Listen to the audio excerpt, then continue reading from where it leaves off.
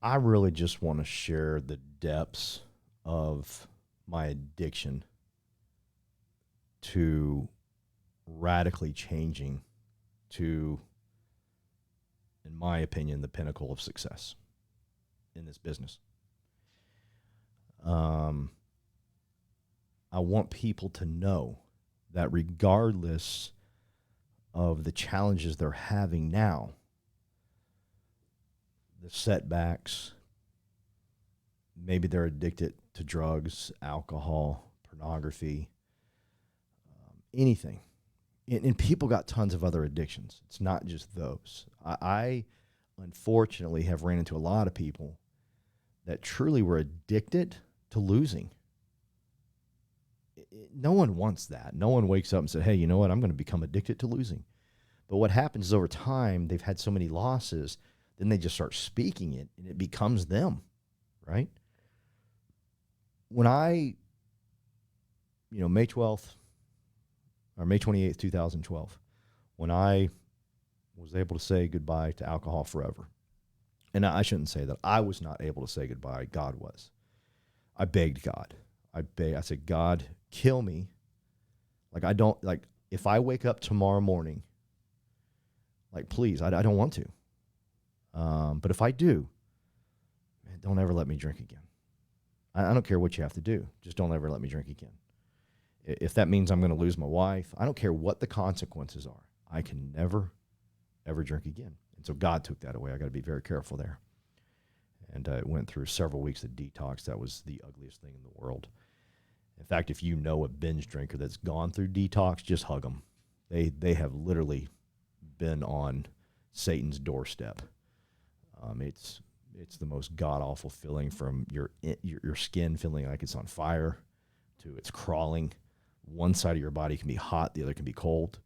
Your eyes twitching, everything shaking, like the world's coming to an end. So please hug someone if you know them, if they were a binge drinker and they went through detox. But the crazy thing is, when God took that away, I still had to get busy. And I did. Once I quit having hallucinations and once I quit going through throwing up and able to hold food down, which was a couple of weeks, I got to work. And therefore, I was not able to think about the pain. And I can teach other people that. That's the great news. No matter what pain you're in, I have a great track record of being in pain and working through it. And I have a great track record of teaching people that are going through pain to work through it. When I'm on the treadmill or I'm out running on the road or a trail and I feel like I want to stop, I first have to entertain the thought of going faster. And I do. If I'm on the treadmill, it's easy. You just press a button up a couple times and you're there. On the road and trails, you can talk yourself out of it a lot easier, but I still do it. Because what I want to do is get to that threshold of pain and then back off to where I'm at right now and realize, okay, it's a blessing that I'm at. It hurts right now and I want to quit. Let's add a little bit. Okay. Well, I'm not going to complain anymore. I'm going to stay right here. I'm cool. I'm going to keep running here, not quit. And life is that way. Building a business is that way. And so I got so laser focused on building this company and giving it everything I had. Because like I said, when I did, the pain went away. So you don't just quit drinking and life turns into unicorns and rainbows and flowers and everything's perfect. And in fact, it's quite the opposite. Because you've made a mess of your life, a complete disaster. You spin everything, like you've hit rock bottom. Like I talk to a lot of people that they'll call me and say, hey man, I need help. I need help. I'm done. I can't do this no more. And I try to figure out on a scale of 1 to 10, where are they real? How serious are they? And most of them are like a 7 or a 6. They're not even close to a 10 of quitting. Some of them have been. There have been some 10s, and we've helped them. But I can always tell they're a 6 or a 7 when I say, financially, how are you? How messed up are you? No, I'm not that bad. I'm okay. Yeah, man, you're not ready. You can't even admit that, right? And so you're in a messed up place. Now, check this out. Not only are you in a messed up place, but you have to deal with these feelings for the first time in your life. You've been running from them. You've been drinking every day. So you don't feel the pain, you drink. Well, you're not drinking anymore.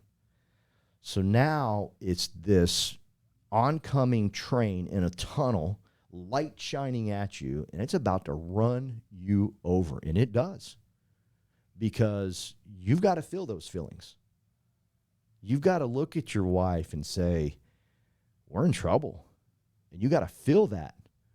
Because then she has pain and you have to feel that pain. You've been ignoring that pain for many, many years. Now it's here. Voila, in your face. And so it ain't easy. But what I learned is that no matter how painful it was, if I kept moving in the direction of success and I kept just plowing ahead, I don't care, some days it was slow and pathetic and I was crawling in the direction of success, the pain went away. I don't have time to think about it. You can literally eradicate all the demons in your head. You can eradicate all the negative voices, the pain, if you just move forward. And it's scary. It's very scary because you think you're supposed to sit back and feel all these, and you are supposed to feel the pain. You're not supposed to, please don't misunderstand that. I'm going to get a call from my mother who's a psychologist and say, you can't outrun your pain. Mom, I'm not saying that. What I'm saying is you got to stay busy because then the pain is not so unbearable. You can deal with it. And so then you set up a new level of life of, okay, this is where I'm at. And I'm dealing with the pain, but I'm also here. And so I would love to say it happened overnight. It did not. 2012, like, okay, let's party. Let's have a good time because I quit drinking. Nope. 2013, we lost our home because I spent everything. And I didn't pay those guys with 3 initials, and I'm not going to say their name. I've paid them. They're paid now. But I didn't pay them. And when you don't pay them, they're a little bit more serious about things. They can take your house a little faster than the mortgage company. It's quite weird. And we had to move out. And that was 13. And I had to move. And here's the crazy thing. We had a pretty good-sized team. I didn't want them to worry. I had an employee. I didn't want her to worry. I told my employee what we were doing. She had to know because she helps with so much stuff. I said, hey, we got to move. Don't worry. I'm keeping you. In fact, you ready for this? I didn't pay the rent a couple of months at my office in order to pay my employees. I knew I'd figure it out, and I did. So anyhow, but we told nobody on our team. Nobody on our team knew we moved. I have people in my life that if they have to change their bedspread, the whole world knows. If they have to do a load of laundry, I'm like, man, that's stuff you got to keep to yourself. I'm being facetious, but there's things they tell, they post on Facebook or Instagram or TikTok, I got a flat tire yesterday. Can my day get any worse? And, the whole, FML. I'm like, FM for that? Come on, man. I moved an entire house and no one on my team knew. I didn't want them to worry. I didn't want nobody to worry. And so we moved. We got into a rental, which that ain't me, man. I bought my first house at the age of 27. I was like, I don't do rentals, but here I am in a rental. I own rentals now. And so 14, we started having a little bit more promise. 15, we're rocking. We're rocking. Things are coming together. 16, we're smoking. 17, we're just lit up like a Christmas tree. I mean, we are on fire. Not lit up like a Christmas tree as I'm wasted. We are crazy, insane, on fire, doing good. 2018 was the first year we actually made $1 million in this business with the Alliance. I became board member. Things were good. Things were rocking. And then in 2020, we became partner with integrity. And the reason I jumped to 2020 is I got to say this. 2020 was a difficult year for a lot of people. It was not for us. It was one of our best years. We came to the office every day. I heard people, we shut our office down. Like one person said to me, hey, what are you doing? 'Cause, I'm just so lonely. I shut my office down. I'm thinking, we've been to work every day with people. Like people were here. We worked every day together and we went after it. That's not possible. Please understand me. The pain you're going through right now is going to elevate you to do something other people can't do. It's preparing you for absolute greatness. And we showed up to work every day, and the numbers were low in terms of applications, the AP, but application count was high. We were doing virtual for the first time ever. We did not know what we were doing, but we stayed here until we figured it out, and we got great at it. And I got to stress this. You're going through pain right now. Go through pain with people that have gone through it, and will acknowledge it's okay you're going through it. And they'll acknowledge it's okay that you're going through it, but they can show you a way out. We can do that. We got a great track record of it. And I take it back to my addiction, going through detox. Was the ugliest thing I'd ever had to go through. I called my mom after I went through detox, and she was angry. I mean, just mad. She goes, Paul, alcohol is the only drug you can die from withdrawals. Heroin, you're fine. People, heroin. Nope, heroin, you're fine. Cocaine, fine. Every other drug, you're fine. Alcohol is the only one that can take you out. Why did you do that? And I said, Mom, this is why. I've been in the ER 3 times. And I went there the first time, scared to death. And they said, hey, we're going to hook you up to a banana bag. They're basically putting some liquids in me. They're taking care of me. And the pain's going away. I left there. The next day I was drinking because the pain was gone. I did that 2 more times. The second time I went, I knew how it was working. I said, hey, walked in. I said, hey, I need a banana bag. I've been over drinking. I can't taste. I got nothing. I'm shaking. I'm dehydrated. Help me. Boom, banana bag.